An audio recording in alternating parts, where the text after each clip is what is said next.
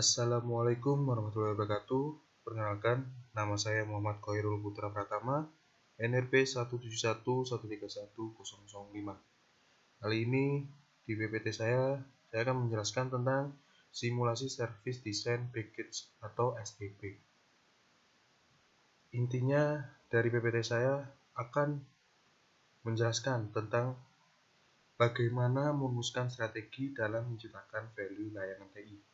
Perusahaan yang saya ambil dan menjadikan contoh yaitu Gojek Indonesia.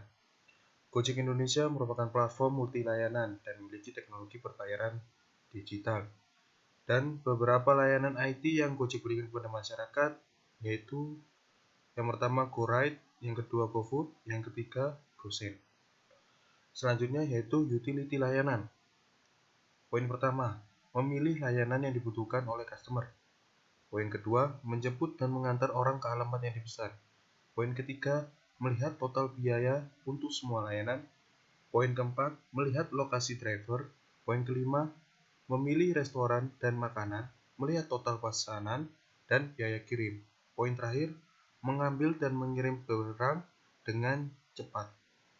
Untuk meningkatkan kinerjanya, yaitu meningkatkan keamanan data order baik sisi driver maupun sisi pengguna aplikasi Gojek. Untuk mengurai kendalanya, pencurian data yang berakibat pada berkurangnya keaslian dan kekurangan data. Poin kedua, memudahkan customer karena makanan bisa dipesan pada saat apapun. Untuk mengurangi kendalanya, bisa melihat total harga dan biaya kirim dari restoran ke rumah customer. Poin terakhir, customer tidak perlu mengirim barang ke tempat layanan. Pengirim paket untuk dalam kota hanya menggunakan layanan GoSend. Mengurangi kendalanya yaitu layanan GoSend memiliki asuransi barang yang akan dikirim ke lokasi tujuan.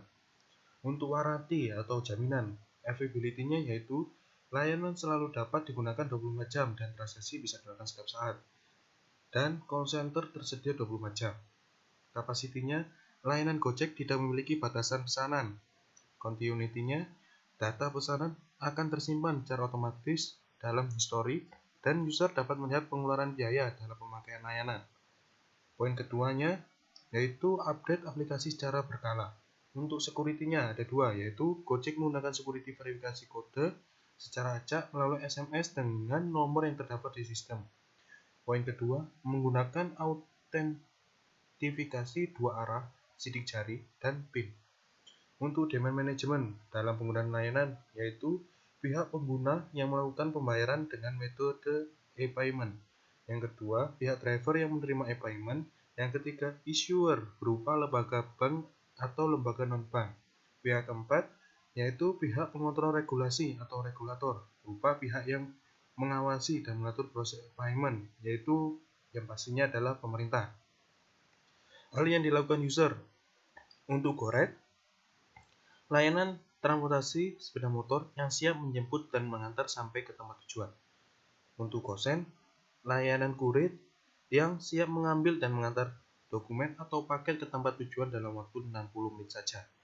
Untuk yang terakhir, GoFood sebagai layanan pesan antar makanan yang terbesar di Indonesia. Gojek juga bermitra dengan sekitar 30.000 tenan makanan untuk memudahkan.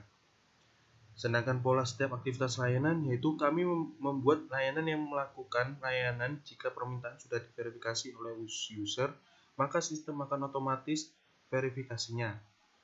Aktivitas bisnisnya, frekuensinya per hari, volumenya melayani 100 juta transaksi, lokasi perusahaan ada di Jalan Indrigiani 1 nomor 18 Purwantoro, Blimbing, Kota Malang. Time 1 kali 24 jam. Durasinya jika user telah membayar, maka sistem akan otomatis memverifikasinya. Sedangkan business case untuk introduction-nya yaitu meningkatkan kesejahteraan pekerja di berbagai sektor informal di Indonesia dan kegiatan Gojek tumbuh pada nilai pokok. Yang pertama, kecepatan, melayani dengan cepat dan terus belajar dan berkembang dari pengalaman.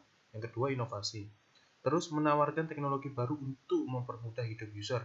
Yang ketiga, dampak sosial, memberikan dampak positif sosial sebesar-besarnya untuk masyarakat Indonesia. Sedangkan method dan assumption yaitu pihak perusahaan punya ketergantungan yang sangat tinggi terhadap driver. Sedangkan business impact, keuntungan yang didapat adalah membuka banyak lapangan pekerjaan, dapat merambah ke sektor bisnis lain, dan akses pasar kepada generasi milenial. Sedangkan risk and contingent yaitu regulasi hukum belum matang dan bisa berubah. Adanya masyarakat yang belum adaptif terhadap perubahan dan proses bisnis setiap tidak bisa berjalan tanpa adanya akses yang memadai. Untuk rekomennya yaitu menggunakan akses internet yang memadai untuk melakukan layanan ini. Release and Deploy Management. Nama aplikasinya yaitu Gojek. Tahap perencanaan. Dalam tahapan peluncuran aplikasi, kami membutuhkan orang untuk melakukan promosi melalui iklan-iklan di media online serta dibuatkan interface di web maupun Android dan pamflet di pinggir jalan. Metode top yang digunakan yaitu Big Bang, dikarenakan layanan ini diimplementasikan pada paket layanan yang ditargetkan ke semua area dalam satu waktu. Yang ketiga, pembangunan dan pengujian paket aplikasi. Dilakukan testing terhadap setiap jenis pelayanan menggunakan beta tester dan menyebar kuesioner untuk mengetahui kekurangan layanan tersebut. Sedangkan deployment-nya, aplikasi layanan ini akan selalu update dalam 1 tahun untuk hardware dan software yang digunakan untuk memperkecil kesalahan atau kegagalan sistem yang dimiliki. Sedangkan early life support-nya yaitu bank dan perusahaan-perusahaan yang bisa menggunakan environment. Yang terakhir, review dan evaluasinya. Layanan ini menggunakan hasil kuesioner dan beta tester untuk melakukan review dan evaluasi. Sedangkan insiden dan problemnya yaitu yang pertama, insidennya membuat customer menjadi bingung. Yang kedua, customer mendapat 2 driver sekaligus. Yang ketiga, susah mencari driver. Sedangkan problemnya, yang pertama, ketekan membatalkan orderan sebelum bertemu customer. Yang kedua, double orderan terkendala sistem bug. Yang ketiga, gangguan server. Kriteria untuk insiden manajemennya. Yang pertama, ketekan membatalkan orderan sebelum bertemu customer. Itu termasuk priority yang kritikal. Solusinya yaitu membuatkan sistem tanya untuk menyalakan orderan. Yang kedua, kriteria double orderan yang terkendala sistem bug. Prioritinya high. Solusinya membuatkan sistem khusus untuk mengantisipasi 2 orderan karena bug. Kriteria yang ketiga yaitu gangguan server. Prioritinya high. Solusinya menambah server baru. Oke, sekian dari presentasi dan saya jelaskan pada hari ini. Wassalamualaikum warahmatullahi wabarakatuh.